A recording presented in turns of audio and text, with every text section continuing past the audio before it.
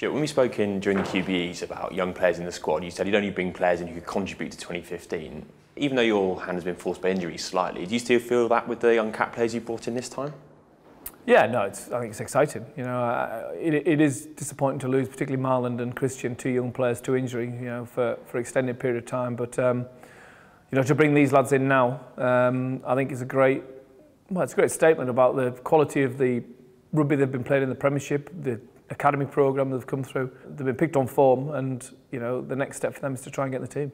You feel the time's right now for George Ford. What have you seen from him this season for Bath that's impressed you particularly? I think, you know, his temperament's the standout quality that he has, you know, in his leadership, and he doesn't get fazed by playing in the big occasions. You know, he's worked in all areas of the game. His goal kicking's improving. He's been working hard in his defence. His game management is excellent, you know, and his ability to take and beat defenders. Put all that together and knowing what I know about him, I think the time's right to bring him in. Is that game management so remarkable in such a young player? Is that the thing that impresses you most? Yeah, I mean, I think, you know, he's always had his dad analysing games since he was about 4 years old, so his understanding of the game and he's watched the game and learned about the game is way ahead of his years in that regard. And he stands up and talks to the players and educates them about what they need to do. And these are players who are sometimes 29, 30, 31 years old, and that's what makes them special. He replaces Toby Flood in the EPS. What was the nature of your conversation with Toby? You mentioned you've got a good relationship with him still. Yeah. No, you know, I encouraged him to stay. You know, I wanted him to stay and play for Leicester and also for England. But you know, he's made a lifestyle decision, and we've all got to respect that. I did make it clear that if that was the case, the likelihood was I was going to have to bring someone in the Six Nations for the New Zealand tour to give them the experience, because going into next season's QBEs without him here would be a big gap to fill. I think he understands that and respects that, and he's made a decision, and we've made ours, and you know, away we go. But we still got on well, and you know, the door's never shut. So we'll see what happens in the next couple of years. But for the short term, you know, these are the lads that want to push forward. Is it more of a blow with so many lines injured and the current age profile of the squad? Yeah, it is. I mean, you know, Johnny Wilkinson, Charlie Hudson and Toby Flood, you know, there's over 200 caps in 3 fly halves there in the last 18 months, 24 months. So at some point England were going to have to go through this, but you know, you sort of hope Toby will be around a bit longer. But you know, he's made a decision, like I say, and we move on. You mentioned two young, exciting but different wingers that are unfortunately unavailable for you, and graduates in the under-20s. Two more coming in to potentially replace them. What has Anthony Watson done, first of all, and what does he offer as a point of difference potentially on the wing? I think his point of difference is his athletic ability, you know, and his temperament again, his ability to beat defenders, but also his defensive toughness, if you like, you know, for want of a better word. You know, I think he's not fazed or not scared or intimidated by defending, and he's going to need to do that and demonstrate that to us to be considered for the first game in France. Is he like Israel Folau in terms of how he moves and his sort of size from yeah, he's probably not quite as tall as Folau, but he is similar in that regard, and he's good aerially. He's a bit younger.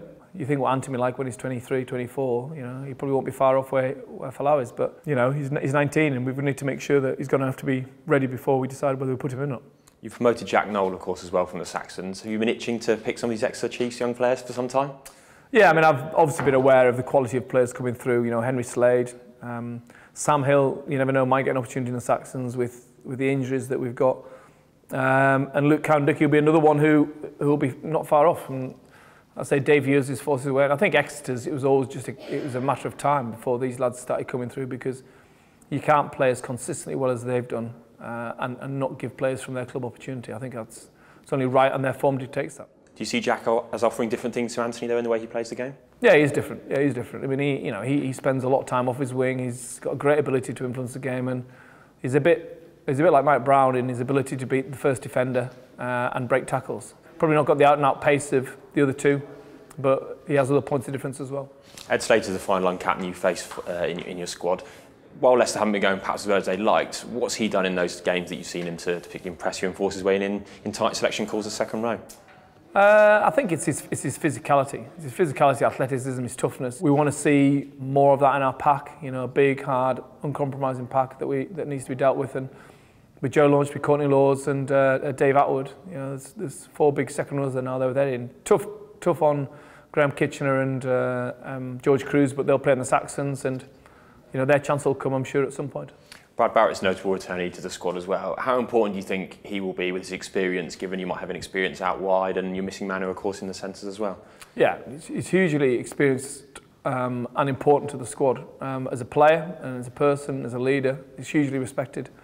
I've coached him for a long time now, and again, we got on well. I'm just looking forward to having him back in the squad. We missed his presence in the QBEs, but he'll be back and he'll be competing for that shirt, I'm sure, in that first camp. Is there excitement on a personal level for coaching these new players? It's only 2 weeks away. Yeah, to coach for the first time. Yeah, it'd be nice to get in the camp. I mean, it's clearly a really busy time when you're just trying to communicate all the changes and the selection decisions that you've got to make in and around this time.